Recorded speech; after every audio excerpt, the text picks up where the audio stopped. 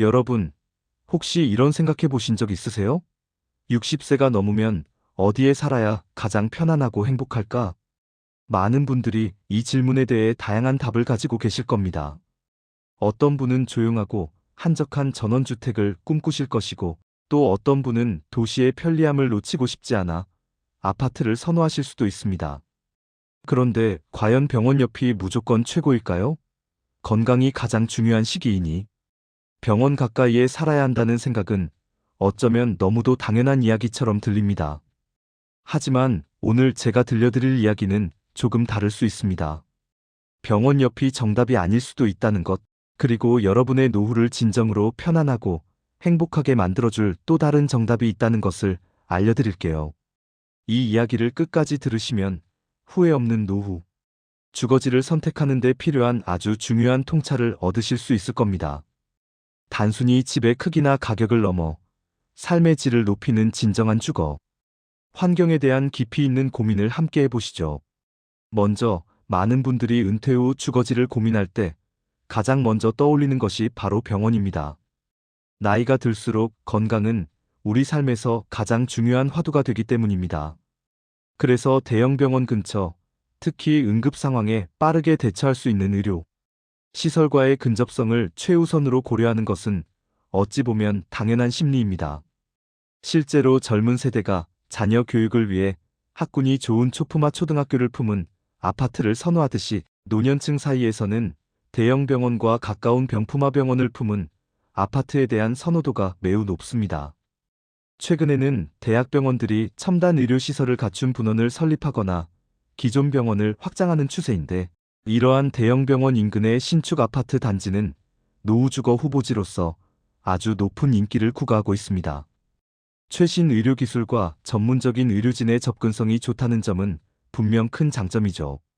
정기적인 건강검진이나 만성질환 관리, 그리고 예상치 못한 응급 상황, 발생 시 신속한 대응이 가능하다는 점에서 병원 근접성은 무시할 수 없는 중요한 고려사항입니다.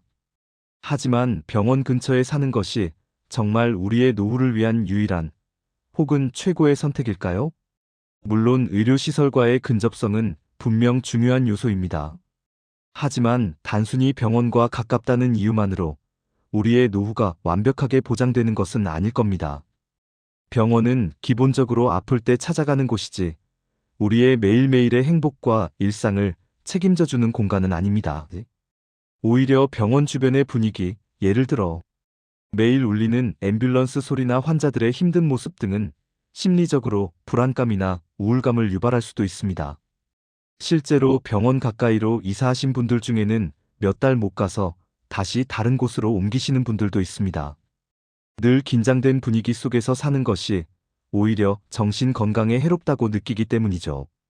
병원은 살기 위한 공간이라기보다는 기다림과 치료를 위한 공간에 가깝습니다. 그렇다면 우리의 행복한 일상을 위한 진정한 노후 주거지는 어떤 모습이어야 할까요? 단순히 질병 치료를 넘어 활기차고 만족스러운 삶을 위한 환경이 무엇인지 더 깊이 고민해 볼 필요가 있습니다. 그렇다면 60세 이후 여러분의 노후를 진정한 행복과 편안함으로 가득 채워줄 집은 과연 어떤 곳일까요?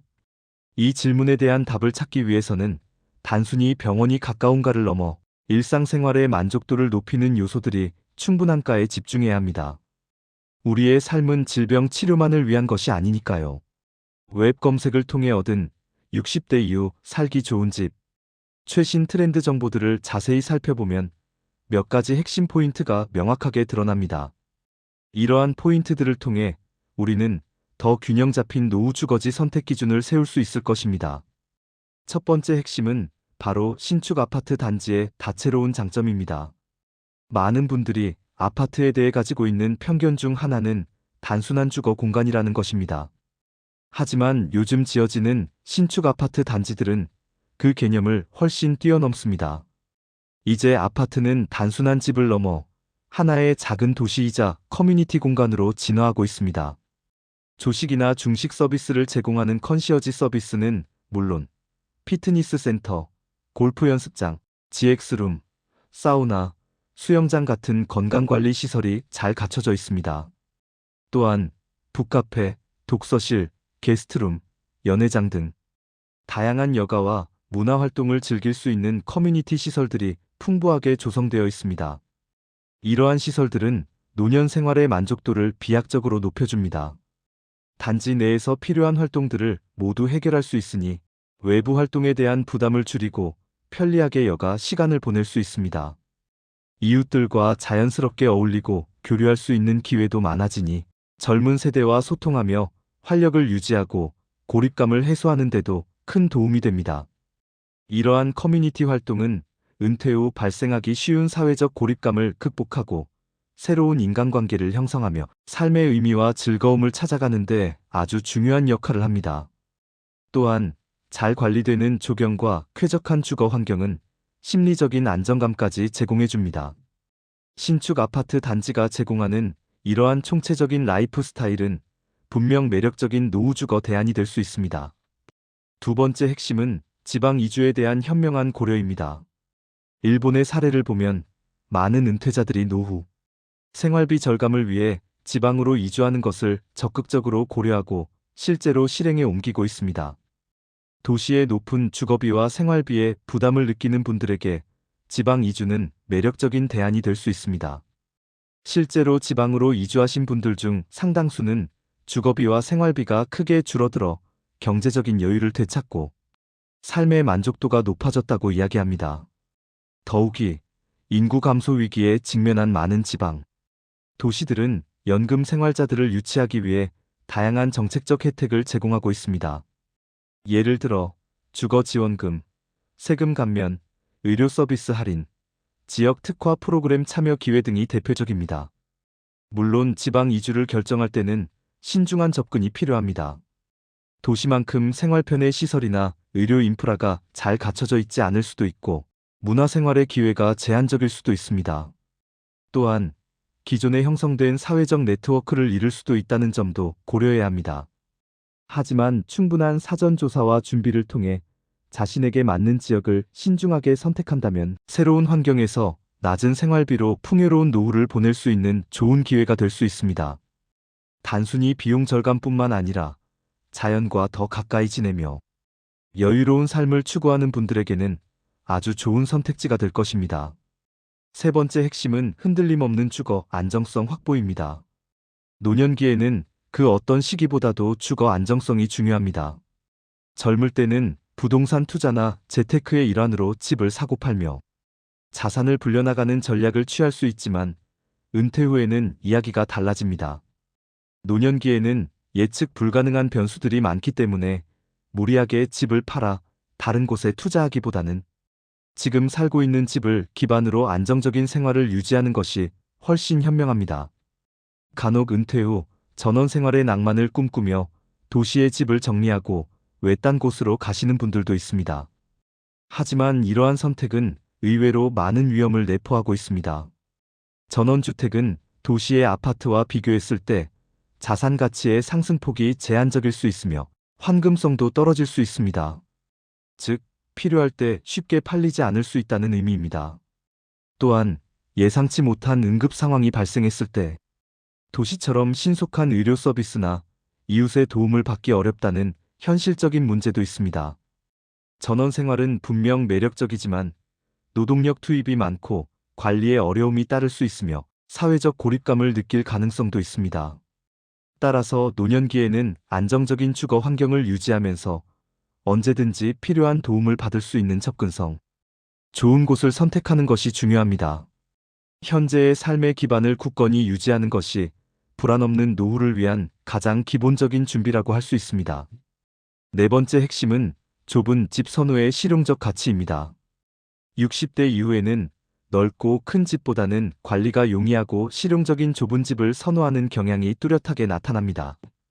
자녀들이 모두 출가하여 독립하고 나면 예전에 북적였던 넓은 공간은 이제 불필요하게 느껴질 수 있습니다. 오히려 넓은 집은 청소나 유지 보수에 많은 시간과 노력을 필요로 하며 이는 노년층에게 적지 않은 부담이 됩니다. 공간이 너무 넓으면 냉난방비도 많이 들고 불필요한 짐들로 채워져 정리하기도 쉽지 않습니다. 심지어 너무 넓은 공간은 오히려 고립감이나 허전함을 느끼게 할 수도 있습니다. 따라서 은퇴 후에는 부부가 생활하기에 적당한 크기 혹은 1인 가구에 맞는 효율적인 공간을 선택하는 것이 현명합니다. 보통 18평에서 25평 정도의 실용적인 공간이 가장 만족도가 높다고 알려져 있습니다. 각자 개인 공간을 확보하면서도 함께 시간을 보낼 수 있는 거실이 있는 구조가 이상적입니다. 집을 줄이는 것은 단순히 물리적인 공간을 줄이는 것을 넘어 불필요한 짐과 스트레스를 줄이고 삶을 더 간소하고 효율적으로 만드는 과정이라고 볼 수 있습니다. 작은 집은 관리에 부담을 덜어주고 에너지를 절약하며 무엇보다 우리의 삶에 더 집중할 수 있는 환경을 제공해 줍니다. 다섯 번째 핵심은 의료시설을 넘어선 생활편의 시설과의 포괄적인 근접성입니다. 앞서 병원 옆이 무조건 정답은 아니라고 말씀드렸지만 그렇다고 의료시설이 전혀 중요하지 않다는 뜻은 결코 아닙니다. 건강이 중요한 시기이므로 적어도 응급 상황에 대비할 수 있는 적절한 거리에 병원이나 약국이 있는 것은 필수적입니다. 하지만 여기에 더해 우리의 일상생활을 풍요롭고 편리하게 만들어줄 다양한 생활편의 시설들이 가까이 있어야 합니다. 예를 들어 신선한 식료품을 살 수 있는 마트나 재래시장, 금융 업무를 처리할 수 있는 은행, 우편물 발송 등의 업무를 볼 수 있는 우체국, 그리고 친구나 지인들을 만날 수 있는 카페나 문화시설 등이 가까이에 있는 것이 중요합니다. 또한 대중교통 이용이 편리한 곳이어야 합니다. 운전이 어려워지거나 차량 유지가 부담스러워질 때를 대비하여 버스 정류장이나 지하철역이 가까이 있는 곳은 이동의 자유를 보장해 줍니다. 멀리 나가지 않고도 일상생활에 필요한 모든 것을 해결할 수 있는 환경은 우리의 삶을 더욱 편리하고 윤택하게 만들어줍니다. 이런 인프라가 잘 갖춰진 곳은 단순히 편리함을 넘어 사회적 활동을 지속하고 외부와 연결될 수 있는 통로가 되어줍니다. 집 밖으로 나서는 것이 쉽고 즐거워야 활기찬 노후를 보낼 수 있습니다. 여섯 번째 핵심은 자녀와의 이상적인 거리입니다. 자녀들이 모두 성장하여 가정을 꾸리고 나면 부모와 자녀 간의 관계도 새로운 균형을 찾아야 합니다. 너무 멀리 떨어져 있으면 응급 상황 발생 시 자녀의 도움을 받기 어렵고 심리적인 거리감도 생길 수 있습니다. 하지만 그렇다고 해서 너무 가까이 붙어 사는 것도 서로에게 부담이 될 수 있습니다. 세대 간의 생활 방식 차이, 사생활 존중의 문제 등으로 인해 갈등이 발생할 가능성도 있습니다. 가장 이상적인 거리는 서로의 삶을 존중하면서도 필요할 때 언제든 도움을 주고받을 수 있는 적절한 거리입니다. 예를 들어 차로 1020분 거리 혹은 대중교통으로 쉽게 오갈 수 있는 거리가 될 수 있습니다. 이런 거리는 부모와 자녀 모두에게 심리적인 안정감을 주면서도 서로의 독립적인 삶을 유지할 수 있게 해줍니다. 명절이나 주말에 편안하게 방문할 수 있고 자녀가 부모님의 안부를 살피기에도 부담이 없는 거리입니다. 서로에게 적당한 여유를 주면서도 끈끈한 유대감을 유지할 수 있는 거리를 찾는 것이 중요합니다. 이는 가족 간의 행복을 지켜주는 아주 현명한 선택이 될 것입니다. 일곱 번째 핵심은 주택연금을 통한 경제적 안정 확보입니다. 집은 단순한 거주 공간을 넘어 우리의 노후를 든든하게 지탱해 줄 수 있는 중요한 자산입니다. 특히 주택연금 제도는 이러한 자산을 현명하게 활용하여 노후 생활비를 마련할 수 있는 아주 유용한 방법입니다. 60세 이상이시면 자신이 소유한 주택을 담보로 매달 일정 금액을 연금처럼 받을 수 있습니다. 현재는 9억 원 이하의 주택을 담보로 신청 가능하며 주택연금은 집을 팔지 않고도 노후 생활비를 확보할 수 있다는 점에서 큰 장점을 가집니다. 집은 소유하되 현금을 확보하여 안정적인 생활을 영위하고 갑작스러운 지출에 대비할 수 있는 여유를 가질 수 있습니다. 주택연금은 단순히 돈을 받는 것을 넘어 주거 안정성을 유지하면서도 경제적 불안감을 해소해주는 중요한 역할을 합니다. 이는 고령화 사회에서 더욱 각광받는 노후 대비책 중 하나이며 많은 분들이 긍정적으로 검토하고 있는 방법입니다. 자신의 주택을 효과적으로 활용하여 경제적 자유를 누리는 것은 품격 있는 노후를 위한 필수적인 요소라고 할 수 있습니다. 여덟 번째 핵심은 지속적인 사회적 네트워크 유지의 중요성입니다. 노년기에는 젊은 시절에 비해 사회적 활동이 줄어들고 인간관계가 축소될 가능성이 큽니다. 이는 외로움이나 고립감을 유발하여 정신 건강에 부정적인 영향을 미칠 수 있습니다. 따라서 이웃과의 교류가 활발하고 다양한 사회적 활동에 참여할 수 있는 환경을 조성하는 것이 매우 중요합니다. 동호회 활동, 자원봉사, 경로당이나 복지관 프로그램 참여 등을 통해 새로운 사람들을 만나고 유대감을 형성하는 것은 우리의 삶에 활력을 불어넣어 줍니다. 사람이 사람과 소통하고 교류하며 살아가는 것은 건강한 노후를 위한 필수적인 요소이자 삶의 의미를 부여하는 중요한 원동력이 됩니다. 이웃들과 함께 소소한 일상을 나누고 어려움이 있을 때 서로 도움을 주고받을 수 있는 관계는 어떤 물질적인 풍요보다도 값진 행복을 가져다 줍니다. 새로운 사람들과의 만남은 새로운 정보를 얻는 기회가 되기도 하고 함께 취미를 공유하며 즐거움을 배가시킬 수도 있습니다. 따라서 주거지를 선택할 때는 단순히 건물 자체의 물리적인 조건뿐만 아니라 그곳이 제공하는 사회적 환경과 커뮤니티 활동의 기회를 함께 고려해야 합니다. 사람들과의 연결이 끊어지지 않는 곳, 따뜻한 마음을 나눌 수 있는 이웃이 있는 곳이야말로 진정한 의미의 살기 좋은 집이라고 할 수 있습니다. 자, 그럼 이제 이 모든 요소들을 종합하여 60세 이후 살기 좋은 집 1위는 과연 어디일까요? 단순히 병원 옆이라는 조건을 넘어 더 넓은 시야로 바라본다면 답은 명확해집니다. 바로 커뮤니티가 활성화된 신축 아파트, 단지 혹은 생활편의 시설과 이웃 교류가 원활하게 이루어지는 중소도시의 주거 환경입니다. 다시 말해, 사람이 사람답게 살 수 있는 사회적 교류와 편리함이 조화롭게 공존하는 곳이 진정한 의미의 살기 좋은 집이라고 할 수 있습니다. 물론 병원과의 근접성도 중요하지만 우리의 일상생활을 풍요롭고 의미 있게 만들어주는 다양한 요소들이 훨씬 더 중요하다는 것을 우리는 이제 알게 되었습니다. 단순히 질병을 치료하고 관리하는 것을 넘어 활기차고 만족스러운 삶을 누릴 수 있는 환경을 선택하는 것이야말로 현명한 노후 준비의 핵심입니다. 노후의 집은 더 이상 단순히 몸을 누이는 공간이 아닙니다. 그것은 앞으로 남아있는 소중한 시간을 어떻게 살아갈지 결정짓는 아주 중요한 무대와 같습니다. 잠만 자는 곳이 아니라 따뜻한 관계가 이어지고 건강이 자연스럽게 지켜지며 필요할 때는 언제든 나를 도와줄 수 있는 든든한 시스템과 환경이 갖춰진 곳이어야 합니다. 제가 지금까지 많은 분들을 상담하고 만나면서 공통적으로 들었던 이야기는 바로 이것입니다.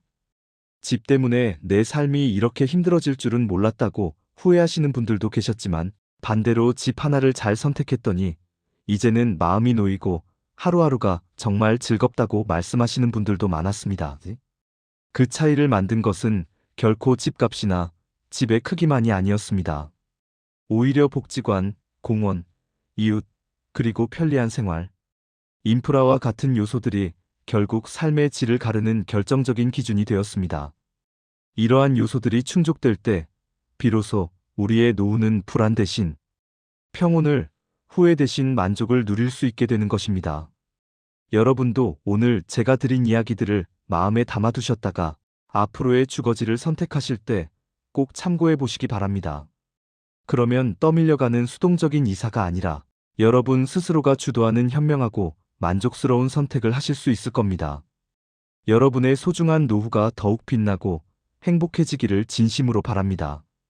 오늘 내용이 도움이 되셨다면 주변의 소중한 이웃과 친구분들께 이 영상을 공유해 주세요. 누군가에게는 이 정보가 정말 중요한 도움이 될 수 있습니다. 그리고 저희 채널의 성장과 더 좋은 콘텐츠 제작을 위해 구독과 좋아요 버튼도 꼭 눌러주시면 감사하겠습니다. 항상 건강하시고 매일매일 복된 하루 되세요. 감사합니다.